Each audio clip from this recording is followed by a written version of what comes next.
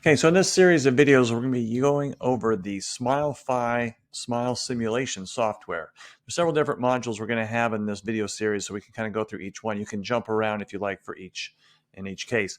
In this one, I have just basically pulled a picture off the internet, and I have imported it in as a sample case. And now we're going to be going through how to do a smile simulation using each one of these tabs. So now, at this point, I've actually brought the case into this system, and now it kind of gets us this original kind of mock-up of where we can go. Okay, so this is the initial smile frame is what I call it, because it says smile frame right up there. And I view this as, again, don't spend a lot of time at this part, whereas other tabs or other parts of this we're going to go through. Just get this part of this process to kind of just get in the ballpark, really, of what's going on. So we have kind of an idea here. We have the outline of the face. We have this this frame, which is right here, that we're going to be trying to put into the right spot. So in order for this to work, again, the Smilefy is a Apple app, so you can use your iPhone, iPad, or Mac. In this case, I'm filming this on a Mac. So I'm going to take and press the left mouse, hold it down as I kind of pull the cursor, or I'm sorry, move the mouse forward as I hold the mouse key down. And that kind of gives me this zoomed in look. Then I'm going to use these arrows down at the bottom to move this frame generally in the right spot. I'm kind of looking just really at 8 and 9. And just trying to getting the centrals lined up. Now you can see these other teeth are really way off.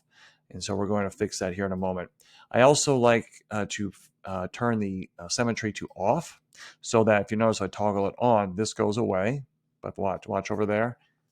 There it is, it reappears. So I have this on. When I move the curve, it moves both the left and the right. If I turn it off, I can move each one independently. And that's what I prefer to do, is just work with each one individually. The height and width, again, that's kind of self-explanatory. If you'll notice, as I'm moving over here, this slider to the left and to the right, these other ones go in the opposite direction.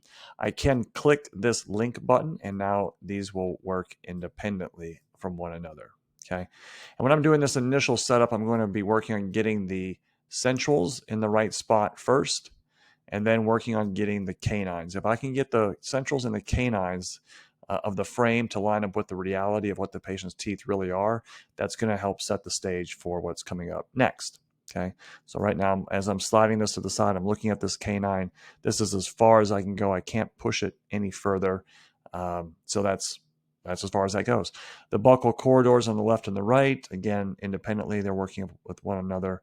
Again, it's just kind of getting it in the ballpark. As you can see in this photograph, she has a canine. She has a first premolar and then the second premolar, and you can't even see the molar yet. On this frame, it lays out both the premolars and the molar. So this molar right now is just hanging out in space. It can't even overlay what reality is. And so once we get it kind of close to where we want to go, we're just going to hit this AI smile simulation. Okay, so that now brings us to this main screen, in which the next videos are going to be going over each one of these 5 tabs up at the top.